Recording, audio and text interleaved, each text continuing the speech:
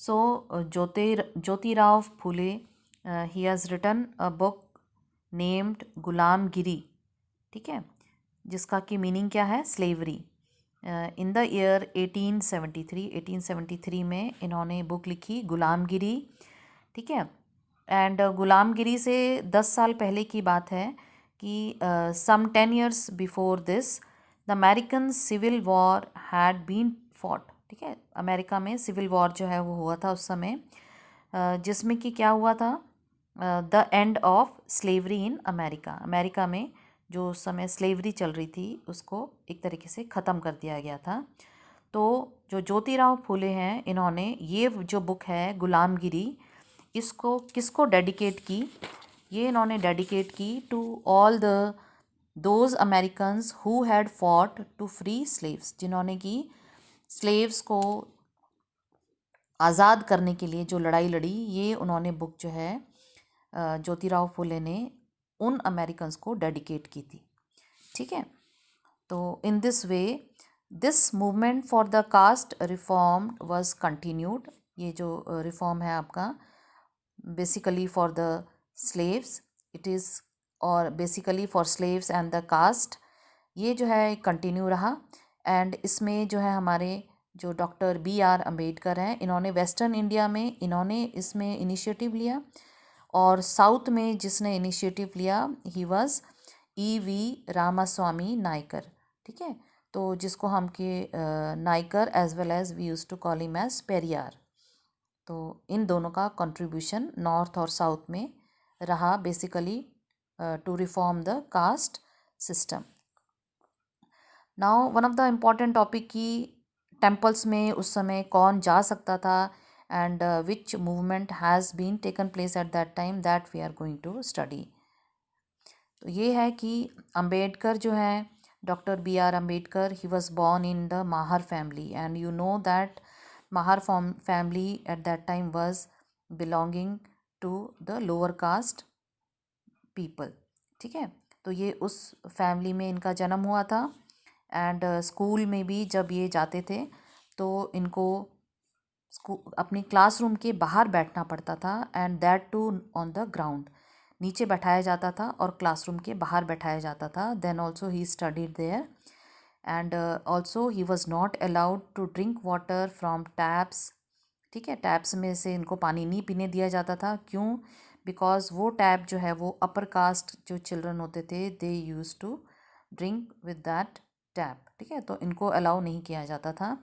But with this all initiative and by working hard, he was able to get a fellowship to go to US for the higher education. Higher education के लिए इनको fellowship मिली थी, तो ये US में गए higher education के लिए.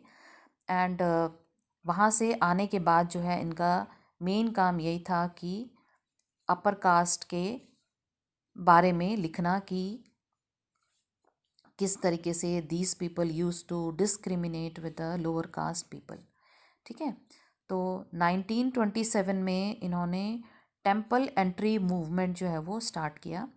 इंडिया में आने के बाद 1927 में इन्होंने जो है टेम्पल एंट्री मूवमेंट जो है वो स्टार्ट किया, जिसमें कि मोस्टली किन लोगों ने पार्टिसिपेट किया, जो माहर कास्ट के जो लोग थे उन लोगों ने पार्टिसिपेट किया. और इसमें ब्राह्मण्स जो थे उनको बुरा भला बोला जाता था, और जो दलित्स होते थे they use to take water from the temple tank. ठीक है. तो इस तरीके से जो डॉक्टर B.R. अम्बेडकर हैं, उन्होंने 3 मूवमेंट जो है वो शुरू किए बिटवीन दीज ईयर्स 1927 से लेके 1935 तक. जो हम पढ़ रहे थे कि E.V. रामास्वामी नायकर, और जिनको हम की परियार के नाम से भी बुलाते हैं, इन्होंने भी क्या किया कि जो नॉन ब्राह्मण मूवमेंट है वो शुरू किया. एंड बेसिकली ये था कि he found that at a feast organised by the nationalist, sitting arrangements were followed by the caste distinction. इनको ये लगा कि जब कोई भी नेशनल मूवमेंट होता था या कोई ऑर्गेनाइजेशन जब होती थी तो उसमें जो है अलग अलग सिटिंग प्लान्स जो किए जाते थे, that was totally different. Upper caste और लोअर कास्ट के बीच में जो है डिफरेंशिएशन होता था। तो ये this was not like by him and he founded the self respect movement. एक सेल्फ रेस्पेक्ट मूवमेंट जो है उन्होंने शुरू किया ताकि इस टाइप के जो डिस्क्रिमिनेशन है उससे लोगों को बचाया जा सके। ठीक है, ये कहते हैं कि God has not made any kind of inequality and untouchables had to free themselves. ठीक है, and from all religion in order to achieve the social equality.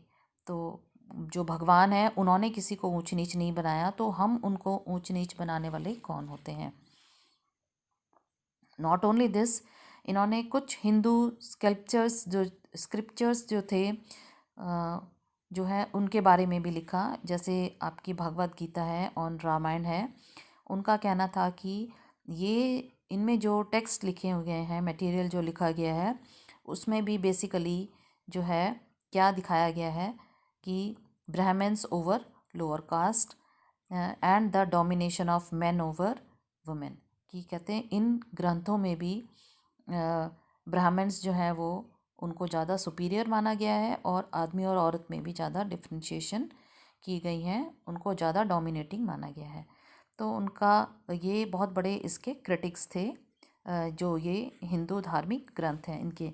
ठीक है, तो नॉट ओनली दिस, वो लोग जो कि कहते थे कि जो कुछ ऑर्थोडॉक्स पीपल थे उन लोगों ने भी अपनी अलग से सोसाइटी बनाई, क्योंकि ये तो सारे आपके सोशल रिफॉर्म कर रहे थे, इम्प्रूवमेंट चाहते थे।